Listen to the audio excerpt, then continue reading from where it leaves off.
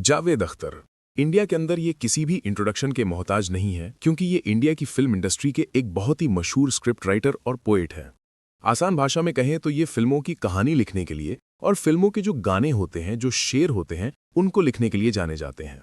मगर हाँ, एक सच ये भी है कि पिछले एक लंबे वक्त से ये देखा जा रहा है कि जावेद अख्तर अपने इस पेशे की बजाय अपनी उस सोच, अपनी उस आइडियोलॉजी की वजह से ज़्यादा चर्चाओं में बने रहते हैं कि जो इनकी रिलीजन मतलब कि धर्म या फिर मजहब को लेकर है।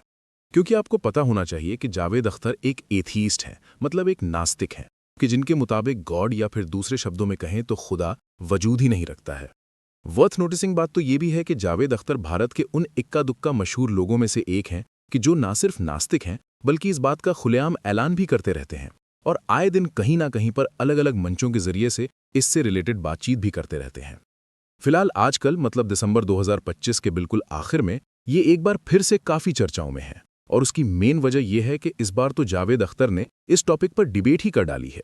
जी हाँ, उन्होंने एक मशहूर मुस्लिम स्कॉलर के साथ इस टॉपिक पर डिबेट की है कि गॉड एग्जिस्ट करता है या फिर नहीं करता है, मतलब खुदा का हमारी इस दुनिया में कोई वजूद है या फिर नहीं।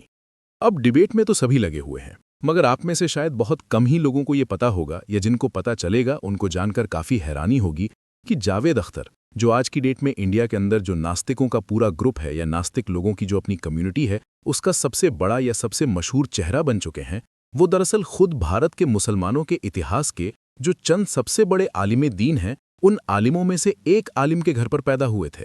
जी हाँ, जावेद अख्तर का जन्म इंडियन मुस्लिम हिस्ट्री के सबसे बड़े स्कॉलर्स में से एक स्कॉलर के घर पर हुआ था। अब ये बड़े मुस्लिम स्कॉलर कौन थे और इनका वो कौन सा फैसला था, वो कौन सा कदम था कि जिसने दिल्ली के अंदर किसी दौर में अंग्रेजों के खिलाफ आग बर्पा कर दी थी और फिर अंग्रेजों ने इनको क्या सजा दी थी, ये तो सब कुछ जानेंगे। मगर उससे पहले बहुत शॉर्ट में हम खुद जावेद अख्तर की अपनी पर्सनल जिंदगी पर नजर डाल लेते हैं। तो दोस्तों, जावेद अख्तर का जन्म 17 जनवरी 1945 को ग्वालियर मतलब आज के हिसाब से देखें तो मध्य प्रदेश में हुआ था। इनके फादर का नाम जानिसार अख्तर था कि जो अपने दौर के हिंदुस्तान के बहुत मशहूर शायर थे।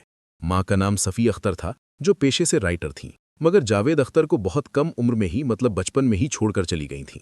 बताया जाता है कि जावेद अख्तर ने शुरुआती जिंदगी में काफ़ी फाइनेंशियल स्ट्रगल किया था। इनकी माँ तो इनको बचपन में ही छोड़कर चली गई थी, उनकी मौत हो गई थी। फादर का भी ज़्यादा वक्त नहीं मिल पाता था। जिंदगी का वो शुरुआती हिस्सा भी काफ़ी तन्हाई और अकेलेपन में गुजरता था और माना जाता है कि शायरी या फिर राइटिंग की दुनिया की तरफ इनको भेजने में इस चीज़ का, इस तन्हाई का भी एक अहम किरदार था। 1960 के दौर में जावेद अख्तर मुंबई की तरफ निकले थे इस ख्वाब के साथ कि वो एक कामयाब असिस्टेंट डायरेक्टर बनेंगे। मगर मुंबई का ये सफ़र शुरू में उनके लिए काफ़ी मुश्किलों से भरा हुआ रहा। उसकी वजह यह है कि शुरुआत में कई रातें इनको बड़ी मुसीबत के साथ गुजारनी पड़ती थीं। कभी स्टूडियो के बाहर खड़े खड़े ही रात गुजर जाती, तो कभी फुटपाथ पर भी गुजारनी पड़ती, कभी किसी दोस्त के यहाँ रहने का इंतजाम हो जाता, तो कभी कोई अनपेड जॉब भी करनी पड़ जाती। जावेद अख्तर को फिल्मी दुनिया में असली कामयाबी 1970 के दौर में उस वक्त मिली कि जब इनकी मुलाकात सलीम खान के साथ हुई। उस दौर के लोग अच्छी तरह से जानते होंगे कि उस दौर में हिंदुस्तान के अंदर ये सलीम जावेद की जोड़ी कितनी ज्यादा मशहूर हुई थी। ये दोनों कहानियां लिखा करते थे और इन्हीं दोनों के कलम से ही दीवार, जंजीर, डॉन और शोले जैसी मशहूर फिल्में निकली थीं। बल्कि कहा जाता है कि अमिताभ बच्चन को अमिताभ बनाने वाली दरअसल यही जोड़ी थी। दोस्तों, ये वही सलीम खान है कि जो सलमान खान के फादर हैं। बाद में सलीम खान से अलग हो जाने के बाद जावेद अख्तर ने एक स्क्रिप्ट राइटर की बजाय शायर के तौर पर ज्यादा कामयाबी हासिल की और कई ऐसे गाने लिखे कि जो आज भी सड़कों पर इधर उधर घूमते हुए कहीं ना कहीं सुनाई दे ही जाते हैं। जावेद अख्तर ने अपनी जिंदगी में 2 शादियां की थीं।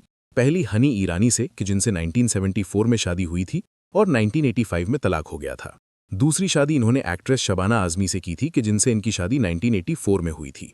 पहली वाली बीवी से ही इनके 2 बच्चे हैं, फरहान अख्तर और जोया अख्तर। फादर जावेद अख्तर की तरह ये दोनों बच्चे भी फिल्मी दुनिया से जुड़े हुए हैं। अब आखिर में बात करते हैं हिंदुस्तान के इतिहास के उन मशहूर आलिमे दीन के बारे में कि जिनके घर में, जिनके खानदान में जावेद अख्तर का जन्म हुआ है। दरअसल जैसा कि हम आपको बता चुके हैं कि जावेद अख्तर के फादर का नाम हुआ करता था जानिसार अख्तर और उनके भी फादर का नाम हुआ करता था मुस्तर खैराबादी। ये भी अपने दौर के हिंदुस्तान के एक मशहूर शायर थे। मगर जानते हैं कि इन मुस्तर खैराबादी के दादा का नाम क्या था? इनके दादा का नाम था मौलाना फजले हक खैराबादी। जी हाँ, वही मौलाना फजले हक खैराबादी के जिनका जन्म 1797 और 98 के आसपास में हुआ था। ये खैराबाद में पैदा हुए थे और इनके जो फादर हुआ करते थे वो भी काफ़ी बड़े आलिमे दीन थे। उनके बारे में लिखा गया है कि वो मजहबी मामलात में मुगलों के एडवाइज़र हुआ करते थे और ख़ुद फजले खैराबादी भी बचपन से इतने ज़्यादा काबिल थे कि सिर्फ 13-14 साल की एज में ही टीचर बन चुके थे। मौलाना फजल हक खैराबादी ने अपने दौर में मजहबी मामलात में तो काफ़ी काम किया ही था, मगर पॉलिटिकली भी उन्होंने कुछ ऐसा किया था कि जिसके लिए वो इतिहास में हमेशा हमेशा के लिए अमर हुए। और वो चीज़ थी हिंदुस्तान में होने वाली 1857 की मशहूर क्रांति। दरअसल 1857 में जब हिंदुस्तानियों ने अंग्रेज़ों के खिलाफ हथियार उठाए और क्रांति की, तो उस दौर में मौलाना फजल हक खैराबादी की मुगल बादशाह बहादुर शाह जफर के साथ एक के बाद एक लगातार कई सीक्रेट मीटिंग्स हो रही थीं। और इन खुफिया होने वाली मीटिंग्स के अंदर क्या कुछ हो रहा था, क्या प्लानिंग चल रही थी, इसका अंदाज़ा अंग्रेज़ों को बहुत बाद में लग पाया।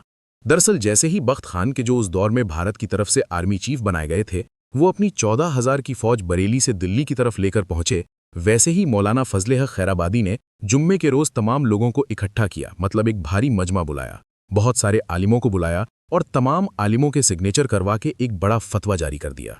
ये फतवा दरअसल अंग्रेज़ों के खिलाफ जिहाद का फतवा था। ये फतवा जारी होना था कि दिल्ली के अंदर आम लोगों में अंग्रेज़ों के खिलाफ एक खतरनाक आग भड़क उठी। बाद में मौलाना फजल हक खैराबादी के इसी फतवे को ही बुनियाद बनाकर अलग अलग इलाकों के भी जो आलिम थे, उन्होंने अपने लोगों को इस पर अमल करने का हुक्म देना शुरू कर दिया। उस दौर में इस फतवे का असर हद से ज़्यादा हुआ था और अंग्रेज़ों को इसकी बड़ी कीमत भी चुकानी पड़ी थी। मगर हाँ, खुद मौलाना फजल हक खैराबादी को भी इसकी कीमत बड़ी ही चुकानी पड़ी थी, क्योंकि जैसा कि हम जानते हैं कि 1857 की ये क्रांति तो फेल हो गई थी और बाद में अंग्रेज़ों ने एक एक करके इसके तमाम जिम्मेदारों को, इसमें हिस्सा लेने वाले लोगों को सजाएं देनी शुरू कर दी थीं।